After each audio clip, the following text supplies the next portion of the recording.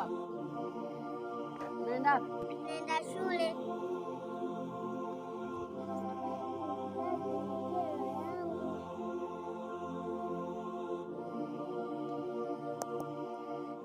Makapula. Bwana nimekuita hapa. Na jambo kidogo nataka nikuelezee. Sawa. Jambo leni hivi mke wangu. Mimi nataka unizalie mtoto. Tumekaa muda mrefu sasa hivi sasa. Mimi nataka nipate mtoto kutoka kwako. Hivi mume wangu. Watoto si hapo. Kipenya yupo. Kapula yupo. Sawa, Kipenya, Kapula, wale ni watoto uliozaa wewe. Ninachomaanisha nipate mtoto kutoka kwako. Sikiza mume wangu, sasa hivi hali ngumu. Ungesomesha hawa kwanza wasome wamalize shule, baadaye ndio tutatafuta mtoto mwingine. Wapulwani, mbona mrudi mapema hivi? Na Kapula amempokonya hela. Wamekupokonya hela?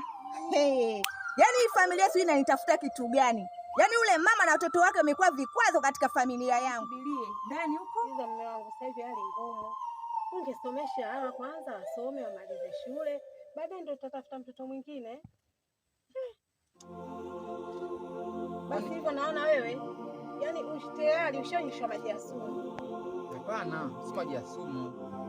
Kwa mimi na wewe upende vitu za watoto, si ndio? Hata mtoto mmoja unanizalia tu, shida iko wapi? Kwa nini mimi siwasomesha? Si nawasomesha vizuri tu. Sasa huyu mwingine akiongezeka nitashindwa kumsomesha. Kipenya, hali ngumu sasa hivi ya maisha. Wewe unataka tena watoto wa watatu jamani kweli? Wewe mimi nishajua. Unaanza kunigeuka, si ndio?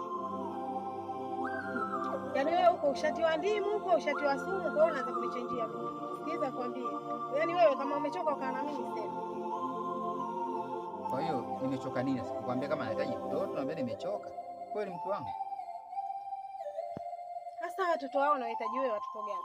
Mtoto Kipenya yupo, mtoto Kapula yupo Tuwalewa kuwe kwanza, wasomeshe, maliza basi tutatafuta mtoto mwingine. Sawa mke wangu.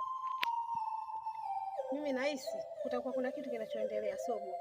Wala sio bure, wala usipaniki, wala ukolo usiende.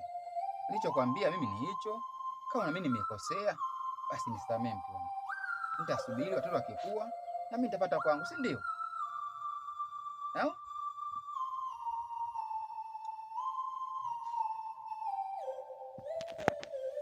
Sikiza nikwambie. Mimi hata sijakuelewa